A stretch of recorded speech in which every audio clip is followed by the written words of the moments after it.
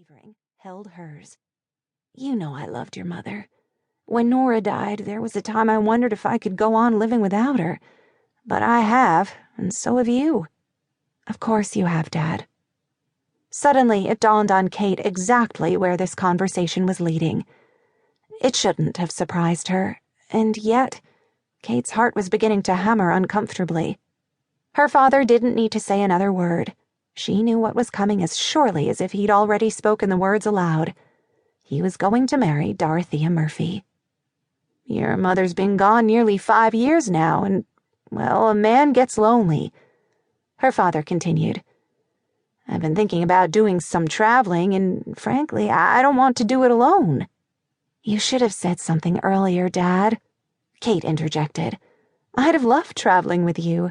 Still would. That's one of the nice things about being a teacher," she rambled on. "My summers are free.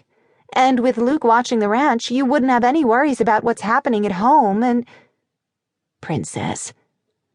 His spoon made an irritating clicking sound against the sides of the ceramic mug, but he didn't seem to notice.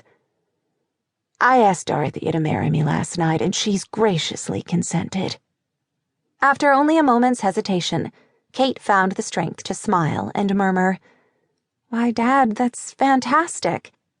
"I realize it's going to be hard on you, Princess. So soon after Clay's wedding and all, I want you to know I have no intention of abandoning you. You'll always be my little girl." "Of course you aren't abandoning me." Tears edged their way into the corners of Kate's eyes, and a cold numbness moved out from her heart and spread through her body. "I'm happy for you, really happy." She meant it, too, but she couldn't help feeling a sense of impending loss. All the emotional certainties seemed to be disappearing from her life. Her father gently squeezed her hand. "There are going to be some other changes as well, I'm afraid. I'm selling the ranch." Kate gasped before she could stop herself. He'd just confirmed all her fears. She'd lost Clay to another woman. Now she was about to lose her father, and her home, too. Then another thought crystallized in her mind, a thought that had been half-formed the night before. If the ranch was sold, Luke would be gone, too. Clay, her father, the Circle L, Luke. Everyone and everything she loved gone in a matter of hours. It was almost more than she could absorb. Pressing her hand over her mouth, she blinked back the tears. "Now, I don't want you to concern yourself," her father hurried to add. "You'll always have a home with me. Dorothy and I talked it over, and we both want you to feel free to live with us in town as long as you like. You'll always be my princess, and Dorothea understands that." "Dad," Kate muttered, laughing and crying at the same time. "That's ridiculous. I'm 24 years old and perfectly capable of living on my own." "Of course you are, but—" She stopped him by raising her hand. "There's no need to discuss it further.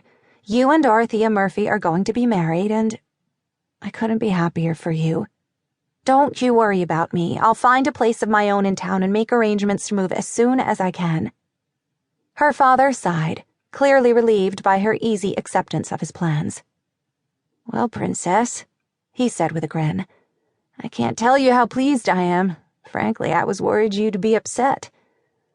"Oh, Dad." Still grinning broadly, Devon stroked the side of his jaw. "Dorothy isn't a bit like your mother. I don't know if you're aware of that or not. Fact is, the only reason I asked her out that first time was so she'd invite me over for some of her peach cobbler. Then, before I knew it, I was making excuses to get into town, and it wasn't because of her cobbler either." Kate made an appropriate reply, although a minute later she wasn't sure what she'd said.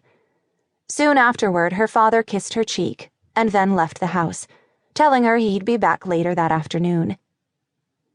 She poured herself a second cup of coffee and leaned against the kitchen counter, trying to digest everything that was happening to her well-organized life. She felt as though her whole world had been uprooted and flung about, as though a hurricane had landed in Nightingale. Wandering aimlessly from room to room, she paused in front of the bookcase where a photograph of her mother stood. Tears blurred her eyes as she picked it up and clutched it to her chest.